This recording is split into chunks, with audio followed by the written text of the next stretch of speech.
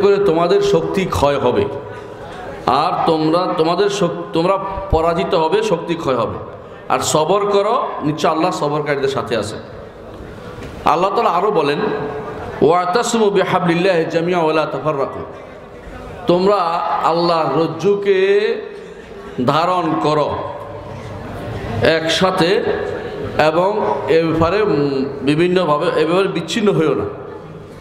আল্লাহ তাআলা আরো বলেন, ইন্না হাযিহি উম্মাতুকুম উম্মাতুন ওয়াহিদা, এই উম্মত একটি উম্মত। এই উম্মত কি? একটি উম্মত। ওয়া আনা রব্বুকুম, আর আমি তোমাদের রব। ফা'বুদুন, সুতরাং আমারই কেবল ইবাদত করো। আল্লাহ তাআলা আরো বলেন, ওয়ালা তাকুনু কাল্লাযীনা তাফাররাকু, তাদের মতো হইও না যারা বিচ্ছিন্ন হয়েছে। ওয়াখতালাফু মিন বা'দি মা জাআহুল বায়িনাত, প্রমাণ আসার পরে মতভেদে লিপ্ত হয়েছে। ওয়া উলাইকা লাহুম আযাবুন আযীম, তাদের জন্য রয়েছে কষ্টদায়ক শাস্তি। রাসূলুল্লাহ সাল্লাল্লাহু আলাইহি ওয়াসাল্লাম বলেছেন, ওয়া ইন্নাহু মান ইয়াশ মিনকুম ফাসায়ারা ইখতিলাফান কাসীরা, তোমাদের মধ্যে যারা জীবিত থাকবে অনেক মতভেদ দেখতে পাবে।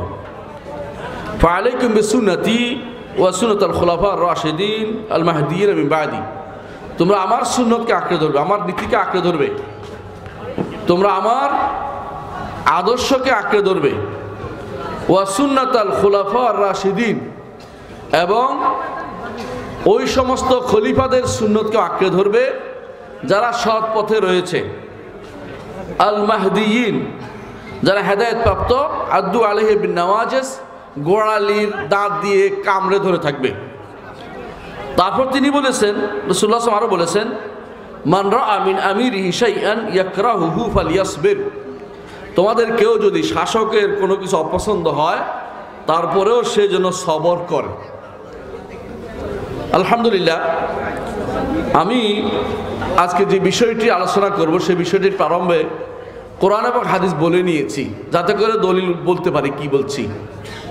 প্রিয় ভাইরা, যে বিষয়টি আমাকে দেয়া হয়েছে, বিষয়টি হচ্ছে আকীদা ও মানহাজ যদি শুদ্ধ হয় তো মানুষের ভিতর ঐক্য আসবে।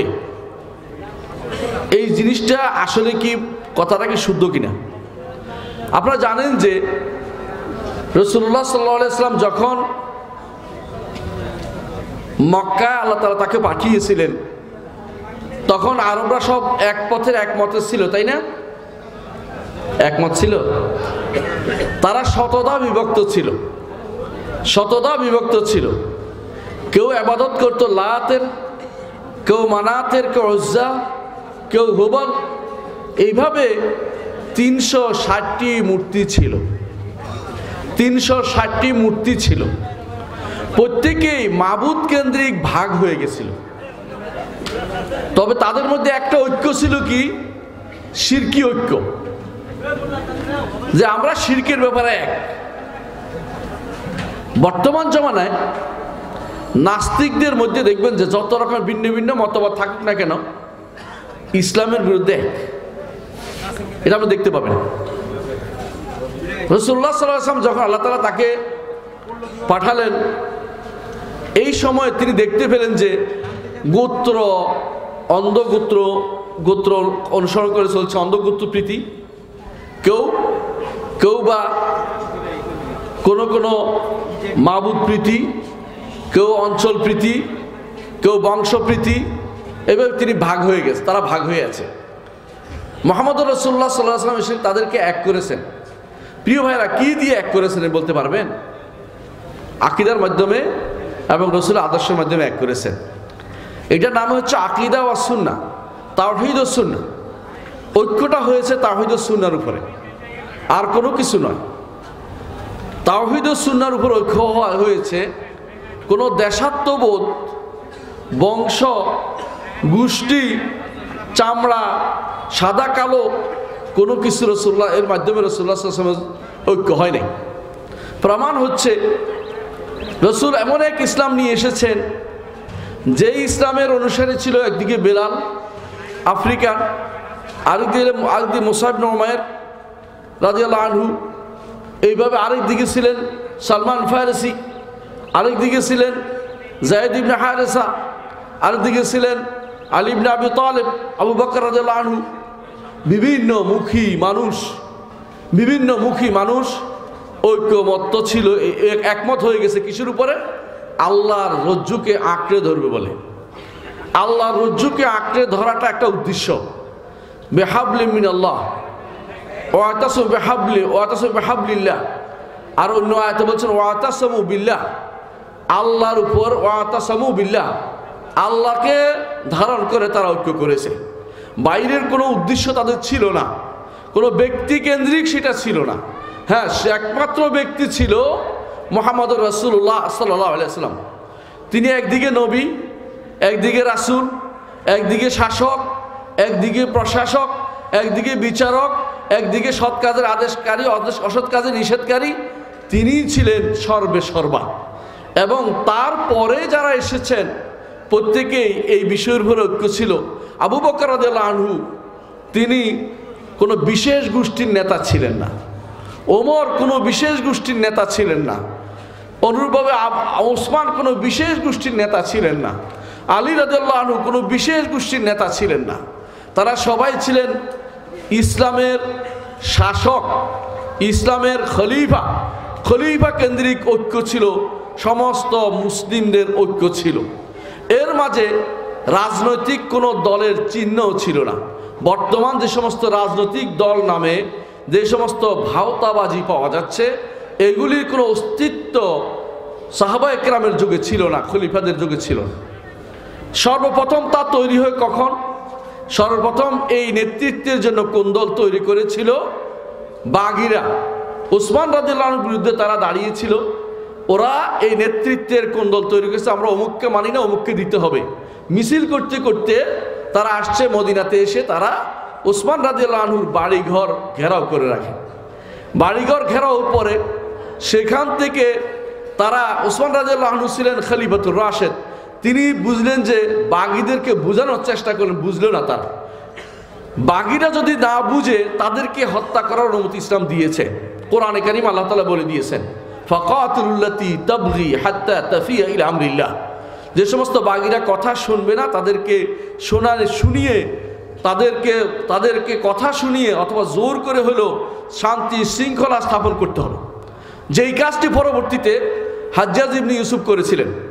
হাজ্জাজ ইবনে ইউসুফ করেছেন কারণ উমাইয়া খেলাফতের মাঝে আরেকটা খেলাফত হওয়া এটা পছন্দনীয় না, এটা হতে পারে না। যত মানুষের ডাক দেখ না কেন ঠিক হয় নাই।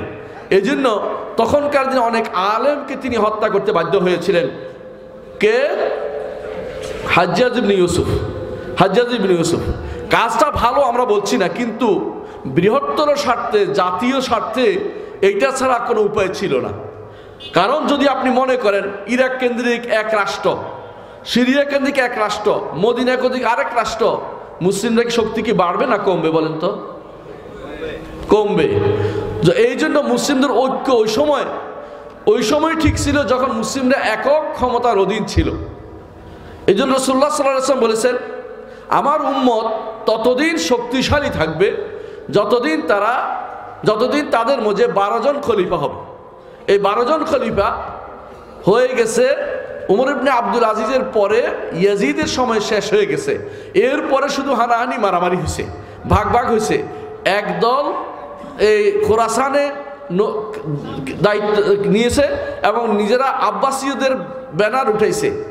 এই ব্যানার যারা উঠাইছে, আশ্চর্য হবেন, কোনো আলেমে দ্বীন এই ব্যানারের অধীন ছিল না। বুঝলেন আপনি কথাটা? উম্মতে মুসলিমার ভাগের ভিতরে কোনোদিন আলেমে দ্বীনরা কোনো অংশগ্রহণ করে নাই। আপনি আশ্চর্য হবেন, উসমান রাদিয়াল্লাহু আনহুর বিরুদ্ধে যারা দাঁড়িয়েছিল এদের মধ্যে কোনো খলিফা, কোনো সাহাবী ছিল না। অথচ ওই সময়ে হাজার হাজার সাহাবী জীবিত, একজন সাহাবীকেও সেখানে পাওয়া যায়নি। অনুরূপভাবে এরপরে যত ফিতনা হয়েছে, ফিতনার মধ্যে একটা হচ্ছে শিয়া হয়ে যাওয়া, কাদারি হয়ে যাওয়া, জাবারি হয়ে যাওয়া। এই যে ফিতনাগুলোর মধ্যে একজন সাহাবীকেও আপনি তাদের মধ্যে পাবেন না। কারণ আল্লাহ তাআলা তার নবীর সাহাবীদেরকে ফিতনা থেকে মুক্ত করেছেন। যারা কোনো রকমের ব্যানার তুলে সেটার দিকে মানুষকে আহ্বান করবে, এই জিনিস তাদের মধ্যে ছিল না। এই জন্য এই ব্যানার যারা তুলেছে পরবর্তীতে এরা সবাই ছিল পথভ্রষ্ট, আকীদাগতভাবে পথভ্রষ্ট, মানহাজগতভাবে পথভ্রষ্ট। প্রিয় ভাইরা, শিয়ারা আকীদাগতভাবে পথভ্রষ্ট, মানহাজের দিক থেকেও পথভ্রষ্ট। খারেজিরা আকীদার দিক থেকেও পথভ্রষ্ট, মানহাজের দিক থেকেও পথভ্রষ্ট। কাদারিরা আকীদার দিক থেকেও পথভ্রষ্ট, মানহাজের দিকেও পথভ্রষ্ট। উম্মতে মুসলিম একটা দেহর নেয়, এই দেহ থেকে আস্তে আস্তে করে কেউ বের হয়েছে, নাম দিছে কি, তারা খারেজি হয়ে গেছে, কেউ শিয়া হয়ে গেছে, কেউ কাদারি হয়েছে, কেউ জাবারি হয়েছে, কেউ মুতাজিলা হয়েছে, কেউ আশারি হয়েছে, কেউ মাতুরিদি হয়েছে। দেহ থেকে যখনই বিচ্ছিন্ন হয় ভিন্ন ভিন্ন নাম তারা গ্রহণ করে। বুঝতে পারছেন কিনা?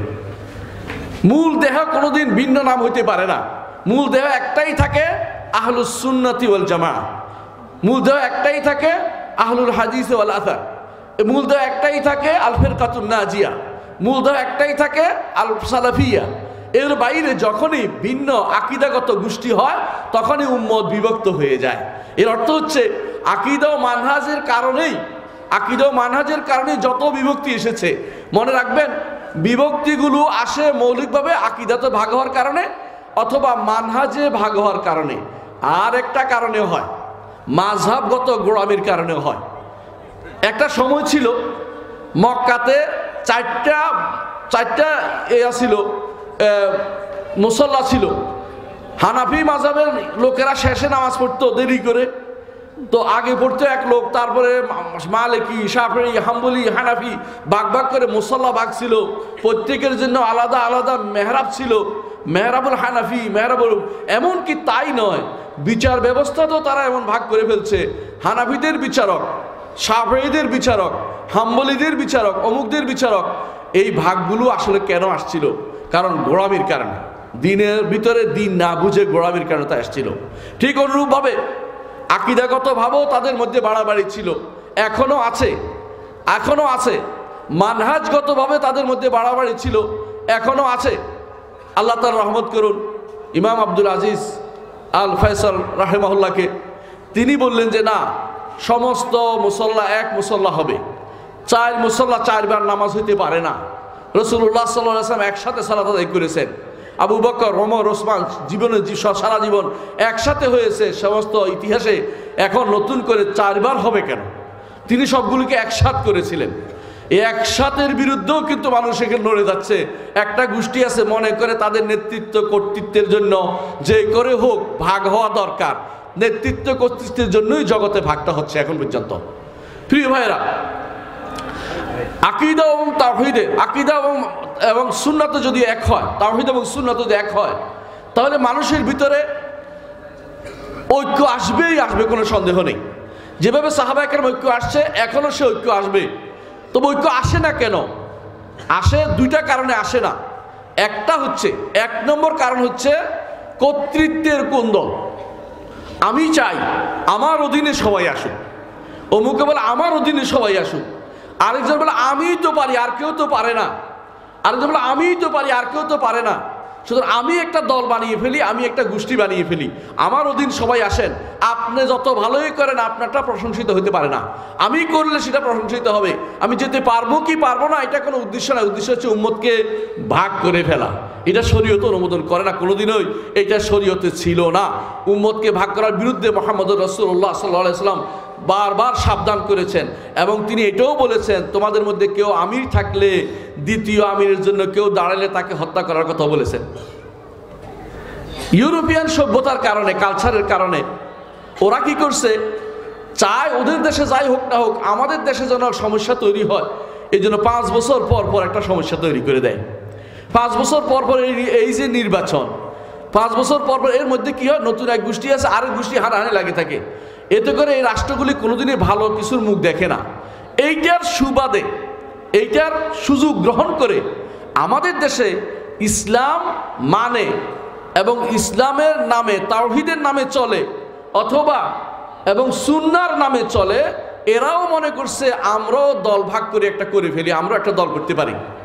আরে ভাই, শরীয়তে অনুমোদন করেনি, অন্যান্য দলগুলি করছে কারণ তারা শরীয়তের ধার ধারে না। আপনি কোন ইঙ্গিতে আপনি এই ভাগটা করছেন? এই ভাগের কারণে উম্মতে মুসলিমার মধ্যে শুধু একে অপরের প্রতি হিংসা বিদ্বেষ বাড়ছে, একটুও কমছে না। তাহলে আপনি বলতে পারেন যে তাহলে কি আমরা চুপ মেরে থাকবো? না, চুপ মেরে থাকবেন না। উম্মতে মুসলিমার মূল দাওয়াত, মূল কাজ থেকে আপনি দূরে সরে গেছেন। আপনি এখন আপনার অধীন নেতৃত্বে কতজন আসছে এটার হিসাব করছেন।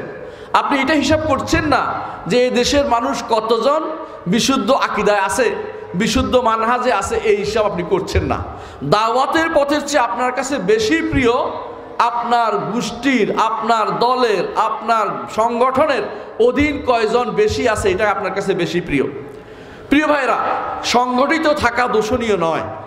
মুসলিমরা সংগঠিত থাকবে, ওয়াতাসিমু বিহাবলিল্লাহ, কিন্তু সংগঠিত হবে কিসের ভিত্তিতে? তাওহীদ এবং সুন্নাহর উপরে সংগঠিত হবে। এই সংগঠিত হওয়ার বিষয় যদি কোনো হয়, কোনো ব্যক্তি কেন্দ্রিক, তাহলে তিনি হবেন মুহাম্মদুর রাসূলুল্লাহ সাল্লাল্লাহু আলাইহি সাল্লাম।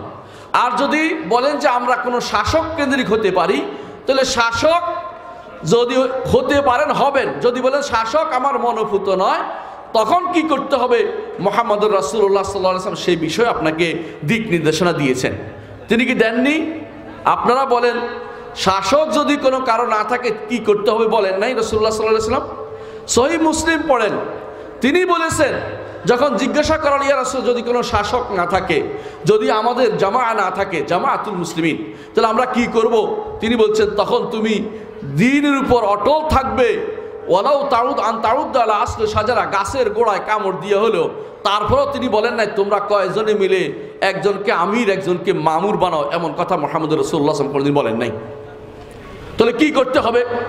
যে অবস্থা মুহাম্মদুর রাসূলুল্লাহ সাল্লাল্লাহু আলাইহি ওয়াসাল্লাম যখন আল্লাহ তাআলাকে নবুয়ত এবং রিসালাত দিয়েছে, সে অবস্থায় তিনি কি করেছেন সেটার দিকে আসুন। আজ বাংলাদেশ সহ পৃথিবীর অনেক দেশেই এমন অবস্থা বিরাজ করছে যেটা আপনি বলতে পারেন যেটার অবস্থা কোনো অংশেই মুহাম্মদুর রাসূলুল্লাহ সাল্লাল্লাহু আলাইহি ওয়াসাল্লামের নবুয়তের সময়ের চেয়ে কোনো অংশে বেশি খারাপ না, সে অংশে আরও বেশি খারাপ ছিল। তারপরেও মুহাম্মদুর রাসূলুল্লাহ সাল্লাল্লাহু আলাইহি ওয়াসাল্লাম তিনি কি করেছেন? দাওয়াতের মাধ্যমে এগিয়ে গেছেন। তিনি দাওয়াতের কাজকে সম্প্রসারিত করেছেন, লোক পাঠিয়েছেন দাওয়াত দিতে। কে দাওয়াত দিল, কার অধীনে দাওয়াত দিল, এটা বড় কথা নয়। সারা বাংলাদেশের মানুষ যদি বিশুদ্ধ তাওহীদে এসে যায়, বিশুদ্ধ সুন্নাহর উপর আমল করতে শুরু করে এবং আকীদা বিশুদ্ধ করে ফেলে, আপনার কোনো ক্ষতি হবে কিনা বলেন তো? কোনো ক্ষতি নাই। তাহলে আপনি কেন অকারণে আপনার নেতৃত্বের অধীন করতে চাচ্ছেন কেন সারা দুনিয়াকে? আপনার নেতৃত্বের অধীন করার কারণ কি? কেন করতে চাচ্ছেন? যদি বলেন আমি করতে চাচ্ছি সুন্দরভাবে দাওয়াত দেওয়ার জন্য, কোনো সমস্যা নাই, কিন্তু আরেকজনকে ঘৃণা করতে পারবেন না। এটা স্বতঃসিদ্ধ নিয়ম, মনে রাখবেন। যে কেউ আল্লাহর পথে দাওয়াত দিবেন, দাঈ ইলাল্লাহ হবেন, যখন আপনি দেখবেন যে আপনি যে দাওয়াত দিচ্ছেন আপনার ভাই অনুরূপ আরেকটা দাওয়াতে একই দাওয়াত দিচ্ছে, তখন আপনার তার প্রতি ঘৃণা থাকা উচিত নয়, তার প্রতি বিদ্বেষ ছড়ানো উচিত নয়। কিন্তু আপনি যদি কোনো আপনার সংগঠনের কারণে, আপনার দলের কারণে, আপনার গোষ্ঠী অন্ধতার কারণে আপনি যদি অন্যদেরকে ঘৃণা করেন, অন্যদের সমালোচনা করেন, অন্যদের বেহুদা আক্রমণ করেন, মিথ্যাচার করেন, অন্যদের বইপত্র নামিয়ে রাখতে বলেন, অন্যদের বিরুদ্ধে লেগে যান, এর অর্থ হচ্ছে আপনি জাহিলিয়ত থেকে মুক্ত হতে পারেন নাই। আপনার ভিতরে এখনো জাহিলিয়ত রয়ে গেছে। কারণ জাহিলিয়ত অর্থই হচ্ছে টুকরা টুকরা করা। আপনি মুসলিম এই তাওহীদি জনগোষ্ঠীকে ঐক্য করার বদলে টুকরা টুকরা করে খান খান করে ফেলছেন। আপনার এটা কখনো গ্রহণযোগ্য হতে পারে না। আপনি যদি এরকম করতেন যে আমার শত্রু, চিহ্নিত শত্রু রয়েছে, এদেশে শিয়ারা আছে, কাদিয়ানীরা আছে, আছে কিনা নাই বলেন? আছে। এই দেশে আশারি আছে, মাতুরিদি আছে, এই দেশে এমন কোনো ফেরকা নাই যাদের অস্তিত্ব নেই, এমনকি বাহাইরা আছে, বোহরারা আছে, আগাখানি আছে, বাতিনি ফেরকা আছে। আপনি তাদের বিরুদ্ধে কথা না বলে আপনার ভাইকে হিংসা করতে শিখেছেন, আপনার ভাইয়ের বিরুদ্ধে আপনি লেগে যাচ্ছেন। এর অর্থ হচ্ছে আপনার ভিতরে ঠিক জাহিলিয়ত কাজ করেছে। মুহাম্মদুর রাসূলুল্লাহ সাল্লাল্লাহু আলাইহি ওয়াসাল্লাম তিনি নিষেধ করেছেন এই কাজ থেকে। তিনি বলেছেন আবে দাওয়াল জাহিলিয়াতি ও আনা বাইনা আযহুরিকুম, আমি তোমাদের মাঝখানে আছি, এখনই তোমরা জাহিলিয়তের ডাক কিভাবে দিতে পারো? একজন বলে উঠছিল ইয়া আলাল মুহাজিরিন ইয়া আলাল আনসার, আনসারের জন্য উঠো, মুহাজিরের জন্য উঠো। মুহাম্মদুর রাসূলুল্লাহ সাল্লাল্লাহু আলাইহি ওয়াসাল্লাম বলেছেন আবে দাওয়াল জাহিলিয়া, জাহিলি ডাককে ডাক দিল, এই পক্ষপাতিত্বের ডাককে দিল, এই পক্ষপাতের ডাক মুসলিমরা দিতে পারে না। মুসলিমরা পরে একে অপরের ভাই, যদি কোনো আকীদা এবং মানহাজে ঠিক থাকে তাদেরকে কোনোভাবে ইগনোর করার সুযোগ নাই। কিন্তু আপনি আছেন আপনার নেতৃত্ব কর্তৃত্ব নিয়ে, আপনি নেতৃত্ব কর্তৃত্ব ফলানোর জন্য যাবতীয় ষড়যন্ত্র করে যাচ্ছেন, যাবতীয় খারাপ ব্যবহার করে যাচ্ছেন আপনার ঠিক একই ভাইদের সাথে। এর অর্থ হচ্ছে আপনি কি আসলেই দাওয়াতের পথে আছেন না কর্তৃত্বের পথে আছেন? চিন্তা করে দেখুন। দাওয়াতের পথে থাকলে, দাওয়াতের পথে যতদিন ছিল কোন কোন গোষ্ঠী আপনারা জানেন, দাওয়াতের পথে যতদিন ছিল একই মসজিদ একই জায়গায় তারা একসাথে বসতো, কিন্তু যখনই দুই ভাগ হয়ে গেল, অমুকের অনুসারী তমুকের অনুসারী, তখনই একজন আরেকজনকে দেখে মসজিদের ভিতরে মারামারি শুরু করে দেয়, হানাহানি শুরু করে। দেখছেন না আপনারা? এর মূল কারণ কি আপনি বুঝতে হবে। মূল কারণ হচ্ছে কর্তৃত্বমুখী হয়ে গেছে, নেতৃত্বমুখী হয়ে গেছে। ইসলাম কর্তৃত্বমুখী, নেতৃত্বমুখী এই সিস্টেম অনুমোদন করে না। আপনাকে হতে হবে দাওয়াতমুখী। আপনাকে সারা বাংলাদেশের, সারা পৃথিবীর সব জায়গাতে দাওয়াতের মুখী হতে হবে। আপনি হকের দাওয়াত দিবেন, যেই দাওয়াতগুলো ইমামরা রচনা করে গেছে, দাওয়াতের নীতি, সেটার উপর থাকবেন। কর্তৃত্ব নেতৃত্ব আপনার আসলেই নাই। আপনার বানোয়াট নেতৃত্ব কর্তৃত্ব আল্লাহর দরবারে গ্রহণযোগ্য হবে না। আপনি যে কর্তৃত্ব নেতৃত্ব দিচ্ছেন এটা তো আপনার নয়, এটা রাষ্ট্র সরকারের। রাষ্ট্র সরকার না থাকলে আপনি দাওয়াতের পথে এগিয়ে যান। বেশিরভাগ মানুষ যদি দাওয়াতের পথে চলে আসে এবং শতকরা বেশিরভাগ মানুষ যদি আসে, আল্লাহ তাআলা এমনকি যদি কোনো ঈমান ও আমল সালেহ পূর্ণ হয়, আল্লাহ ওয়াদা করেছেন যে তিনি আপনাকে কর্তৃত্ব দিবেন। ওয়াদাল্লাহুল্লাযিনা আমানু ওয়া আমিলুস সালিহাতি লা ইস্তাখলিফান্নাহুম ফিল আরদি কামা ইস্তাখলাফাল্লাযিনা মিন ক্বাবলিহিম। আল্লাহ তাআলা ওয়াদা করছেন ঈমান এবং আমল সালেহ ঠিক হলে, অর্থাৎ তাওহীদ এবং সুন্নাহ যদি ঠিকমতো ব্যবস্থাপনা করতে পারেন, বাংলার জমিনে আপনি কষ্ট করা লাগবে না। আপনাকে জোর করে আনে বসানো হবে যে কে এটা চালাতে পারে, তার দরকার। আমরা অনাহুত, আমরা কষ্ট করছি কেন? প্রিয় ভাইয়েরা, আপনি বাঘ হয়ে গেছেন 10-12 জন, আপনার এখানে এমন এমন লোকদেরকেও দাওয়াত দেন যারা দাওয়াত পাওয়ার অধিকারী না, যারা হারামখোর, মানুষের সম্পদ লুটে করে খাইয়ে ফেলেছে, এবং বিভিন্নভাবে আপনি ওদেরকেও দাওয়াত দেন। যারা সুন্নাহর অনুসারী নয়, দাড়ি কামানো ব্যক্তিদেরকে আপনি দাওয়াত দিচ্ছেন, বিশাল বিশাল পোস্টে বসাচ্ছেন। কি জন্য বসাচ্ছেন? আপনি আপনার কর্তৃত্ব রক্ষার জন্য, আপনার কিছু একটা ভালো করার জন্য না। ওইটা কোনোদিন ঠিক হচ্ছে না। আপনি কোনো ইসলামের কোনো অংশ ছাড় দিতে পারেন না। আপনি ভালো করে জানেন যে ইসলামের এক বিন্দু ছাড় দেওয়ার অধিকার আমাদের নাই। তাহলে কেন আপনি ছাড় দিচ্ছেন? আপনি ঠিকই ছাড় দেন। কেন দেন? আপনার কর্তৃত্ব নেতৃত্ব প্রতিষ্ঠার জন্য। ইসলাম এই জাতীয় কাজে ছাড় দেওয়া অনুমোদন করে না।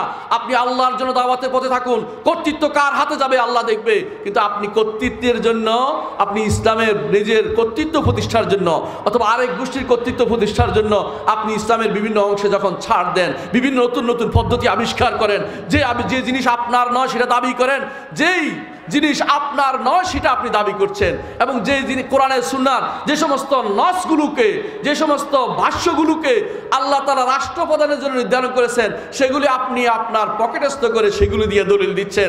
আপনি কি মনে করছেন দুনিয়ার মানুষ এতই বোকা? দুনিয়ার মানুষকে কোরআন হাদিস বুঝে না? এই কোরআন হাদিস ব্যাখ্যা কি কেউ দেখেনি? আপনি নিজের মন মতো ব্যাখ্যা কেন আবিষ্কার করছেন? আপনি মন মতো ব্যাখ্যা যদি কোনো নেরা করে আপনি লেগে যান, আপনি কেন করেন? অন্যরা করে, কারা শিয়ারা যদি করে, খারিজিদের করে, আপনার খারাপ লাগে। আপনি যে করেন সেটা কেমন লাগে? সেটা ভালো লাগার কথা নয়। প্রিয় ভাইয়েরা, ফিরে আসুন, এলেম অর্জন করুন, এলেমের মাধ্যমে দাওয়াতের কাজ করুন। এই সমস্ত জাহিলি দাওয়াতকে প্রচার প্রসার করবেন না। আল্লাহর ওয়াস্তে জাহিলি দাওয়াতের দিকে আহ্বান করলে কারো নেতৃত্ব মেনে নেবেন না। নেতৃত্ব হতে পারে শুধুমাত্র কি জন্য? যে মুসলিমরা এত ভালো একটা গোষ্ঠী কাজ করতে দাওয়াতের পথে, ওয়ালতাকুম মিনকুম উম্মাতুন ইয়াদউনা ইলাল খায়র, অর্থাৎ কল্যাণের জন্য, দাওয়াতের জন্য যদি কেউ কারো কথা মেনে নেয়, হতে পারে সাংগঠনিক দাওয়াত, কোনো সমস্যা নেই। কিন্তু যখনই দেখবেন যে এই দাওয়াতের ফিল্ডের ভিতরে বসে কেউ আরেক ভাইয়ের 14 গোষ্ঠী উদ্ধার করছে, বুঝতে হবে আপনার যে এখানে আপনার হিংসা বিদ্বেষ ছাড়া আর কিছু কাজ করছে না। আপনি বিভিন্নভাবে যখনই আপনার কর্তৃত্ব খর্ব হয়ে যায়, তখন বিশ্বনন্দিত বিশ্বের 1 নম্বর ব্যক্তি বলে আমরা যাকে মানি, সেই ব্যক্তির বইয়ের বিরুদ্ধে আপনার সমালোচনা শুরু হয়ে যায়। আপনারা কি দেখেন না? আপনার কর্তৃত্ব আপনার মন মেজাজে ঘটে নাই বলেই আপনি ভিন্নতা শুরু করেছেন। অথচ একটা হয়তো ফিকহার মাসালা, একটা ফিকহার মাসালার জন্য আপনি বলে দিলেন যে তিনি আহলুল হাদিস নন, তিনি সহি আকীদার লোক নন, তিনি সালাফি নন। আপনার কত বড় স্পর্ধা, আপনি কি বুঝতে পারছেন? আপনি কোথায় কথা বলছেন আপনি কি জানেন? অন্ধ মানুষরা যারা অনুসরণ করেছিল তাদের বোঝা উচিত কোন আকীদা দিয়ে তাদেরকে দাওয়াত দেওয়া হচ্ছে, কিসের দাওয়াত দেওয়া হচ্ছে। এমন সব নস ব্যবহার করা হচ্ছে যেগুলি তাদের জন্য নয়, তাদের ইমামের জন্য নয়, তাদের তথাকথিত নেতার জন্য নয়, এগুলি শাসকের জন্য, সেগুলিকে নিজেরা ব্যবহার করছে। আর কি করছে, ভাগ করার পরে বলতেছে যে তারটা কি হবে, ভাগ যখন করা হয় মনে রাখবেন এই ভাগটা তখনই হচ্ছে উম্মতে মুসলিমা থেকে তখন আলাদা করে একটা গোষ্ঠী তৈরি করা হয়েছে। প্রিয় ভাইরা, উম্মতে মুসলিমার এই ঐক্য যদি বজায় রাখতে হয় আপনাকে অবশ্যই আকীদার ভিত্তিতে ঐক্য করতে হবে। আকীদা এবং মানহাজ এই দুইটা যদি ঐক্য হয়ে যায়, মনে রাখবেন এই দুইটা যদি ঐক্য হয়ে যায় তাহলে আপনার নেতৃত্বে আসুক আর না আসুক তাতে কিছু যায় আসে না। প্রমাণ হচ্ছে রাসূলুল্লাহ সাল্লাল্লাহু আলাইহি ওয়াসাল্লাম হাদিস, তিনি বলেছেন বাদাল ইসলামু গরীবান ওয়া সায়াউদু কামা বাদা ফাতুবা লিল গুরাবা। ইসলাম অপরিচিত হিসাবে এসেছে, আবার অপরিচিত হিসাবে চলে যাবে। তো ওই সময় এসেছে যারা আল্লাহর দ্বীনকে আঁকড়ে ধরে থাকবে তাদের জন্য সুসংবাদ তিনি দিয়েছেন। জিজ্ঞাসা করা হলো ওরা কারা, তিনি বলেছেন আন-নুযাউ মিনাল কাবায়েল, কোনো একক কোনো ব্যক্তি হবে না, একক গোষ্ঠীর দলে হবে না, বিভিন্ন দল এবং যুগ থেকে বিভিন্ন লোকেরা এসে একই আকীদা ও মানহাজে চলবে। এরাই হচ্ছে আল্লাহ এবং তার রাসূল নির্দেশিত সেই পথ, যাদেরকে বলা হয় আল ফিরকাতুন নাজিয়া, যারাই হচ্ছে আত-তায়েফাতুল মানসুরা। এর বাইরে আপনি একটা দল নিয়ে নামে গেলেন, কয়েকজনে মিলে একটা আমির আর মামুর বানালেন। কিসের ভিত্তিতে আপনি আমির বানান? আপনাকে এই দায়িত্ব কে দিয়েছে? কিসের ভিত্তিতে? আল্লাহকে ভয় করুন। আপনাকে আমির বানাইছে কে? আপনি কিসের আমির হলেন? আপনাকে মামুর বানাচ্ছে, আনুগত্যের দিকে ডাক দিতে পারেন না। শাইখুল ইসলাম ইবনে তাইমিয়া রাহমাতুল্লাহ আলাইহি তার কিতাবের মধ্যে উল্লেখ করেছেন আপনার নেতৃত্ব যেন শুধুমাত্র দাওয়া কেন্দ্রিক হয় সে বিষয়টি আপনি নিশ্চিত করুন। আপনার নেতৃত্ব কারো বিরুদ্ধে, যারা বিশেষ করে আকীদা ও মানহাজে একই আকীদা ও মানহাজ পোষণ করে তাদের বিরুদ্ধে যদি কেউ এরকম বিভ্রান্তি ছড়ায়, শুধু একটা মাসআলা নিয়ে সারাক্ষণ এর পিছনে লেগে থাকে, কিছু মানুষ আছে অন্তরের মধ্যে বিদ্বেষ পোষণ করে, অন্তরের মধ্যে এই ছেলেগুলো অনেকেই আছে আদি দেখতে পায় অনেকেই, এমনকি এরা অনেকেই নেতৃস্থানীয় লোক হইতে পারে, বয়স্ক লোক হইতে পারে, তাদের একমাত্র কাজ হলো বিদ্বেষ ছড়ানো। অমুকের দেখতে পারি না, অমুকের পছন্দ হয় না। কেন পছন্দ হবে না? আপনার মনটাকে আগে ঠিক করুন। অনেকে আছে পছন্দ না হওয়ার কারণ হচ্ছে মনের ভিতরে তার শয়তান বাস করেছে। এই জন্য প্রিয় ভাইয়েরা, এই জন্য বলছি আকীদা ও মানহাজ ব্যতীত ঐক্যের আর কোনো সূত্র হইতে পারে না। আপনাকে অবশ্যই তাওহীদ এবং সুন্নাহর মধ্যে ঐক্য হতে হবে। তাওহীদ এবং সুন্নাহর মধ্যে যদি কেউ এক থাকে, যদি কারো মতভেদ থাকে মাসআলার ক্ষেত্রে, তাকে সেই জায়গায় মনে করবেন তার কোনো ওজর আছে, মনে করতে হবে। আপনারা জানেন যে ওসমান রাদিয়াল্লাহু আনহু তিনি আরাফার মাঠে 4 রাকাত পড়েছে। এখন যদি কেউ 4 রাকাত পড়ে তাকে সঙ্গে সঙ্গে আপনি বেদাতি বলে ফেলবেন না, আপনি বেদাতি বলবেন না। আপনি কি বলবেন যে তার উত্তরটা আমি শুনি, আগে তাকে বোঝানোর চেষ্টা করবেন, এটা হলো নিয়ম। তারপরেও তার জন্য ওজর পেশ করতে হবে, কারণ মাসাইল ফিকহের মধ্যে কোনো রকমের বেদাত তাবদী করা যায় না যতক্ষণ পর্যন্ত প্রত্যেকেরই তার পক্ষে দলিল থাকে। এটা আমাদের চিনতে হবে। কিন্তু আমাদের এক গোষ্ঠী এমন হয়ে দাঁড়িয়েছে, আমাদের একদল গোষ্ঠী, একদল ছোট তালেবে ইলম পর্যন্ত যখন দেখবে তার মতের সাথে অমুক ব্যক্তির মত তো মিলতেছে না, সঙ্গে সঙ্গে বেদাতি। হ্যাঁ, এটা মাসআলার ক্ষেত্রে বেদাতি হয় না, আকীদা ও মানহাজের ক্ষেত্রে বেদাতি হয়। এবং আকীদা ও মানহাজ কিন্তু পরিশুদ্ধ থাকে, তো ওই ব্যক্তিকে অবশ্যই আপনার ভাই হিসাবে নেবেন। তার বিরুদ্ধে কোনো বিশুদ্ধার করবেন না, তার বিরুদ্ধে কোনো খারাপ আচরণ করবেন না। এবং আপনার অধীন যারা আছে, যাদেরকে আপনি অধীনস্থ করে রাখছেন, এদেরকে লাগিয়ে দিবেন না যে এর বিরুদ্ধে লিখতে থাকো, এর বিরুদ্ধে বলতে থাকো, এরকম যেন না হয়। প্রিয় ভাইরা আমার, আমি আমার বক্তব্য শেষ করতে যাচ্ছি। তবে যাওয়ার আগে দোয়া করছি আল্লাহর কাছে, আল্লাহ যেন তাওহীদ এবং সুন্নাহর উপরে এই উম্মার ঐক্য সংগঠিত করে দেন। উম্মার যারা আজ তথাগত নেতৃত্ব দিয়ে যাচ্ছেন তাদেরকে অনুরোধ জানাবো, আপনারা পড়বেন, একটা বই পড়বেন। আপনারা তো পড়বেন না, কারণ আপনারা জানেন তারা অনেকেই মনে করে আরব দেশের লোকেরা কিছু জানে না, সব শুধু বাঙালি পাকিস্তানিরাই সব জানে। আরব দেশে উলামারা কিছু জানে না, তাদের মধ্যে এরকম একটা প্রবণতা আছেই, আমরা দেখতে পাচ্ছি। তাহলে আপনি পড়ে দেখুন হুকমুল ইন্তিমা, শেখ বকর আব্দুল্লাহ আবু যায়েদের বইটা আপনি পড়ুন। আমাদের বই পড়ার দরকার নেই, ওই বইটা পড়ুন। ওইটা যদি আপনার পছন্দ না হয় জবাব লিখুন, এর বিরুদ্ধে রদ লিখুন, দেখি আপনার কতটুকু ক্ষমতা আছে, কত বড় পণ্ডিত আপনি হয়ে গেছেন। কিন্তু আপনি সেটা করবেন না। আপনি শুধুমাত্র নিজের বাহাদুরি জাহির করার জন্য বাচ্চাদের, ছোট ছোট বাচ্চাদেরকে বিভিন্ন ফন্টে লাগিয়ে দিবেন, এইটা ইসলাম কোনোদিন বরদাস্ত করে না, অনুমতি জিনিস নয়। আপনার এই কর্মকাণ্ড জাহিলিয়তের কর্মকাণ্ড। আপনি মানুষের মধ্যে এইভাবে ভাগ করছেন যে এই মানুষরা সুন্নাহর উপর আছে, আকীদার উপর আছে, এদেরকে ভাগ করা অনুমোদিত না। হ্যাঁ, যারা বেদাতি আছে এবং যারা শিরকের মধ্যে লিপ্ত আছে, কুফরিতে লিপ্ত আছে, তাদেরকে আপনি সাবধান করবেন, দাওয়াত দিবেন। কিন্তু তাদের জন্য আপনি ভাগ করে ফেলবেন উম্মতকে এর কারণে, বিভিন্ন কারণে, সন্দেহের কারণে অনেকে সন্দেহের বাতিক দিয়ে ভাগ ভাগ করে ফেলছে।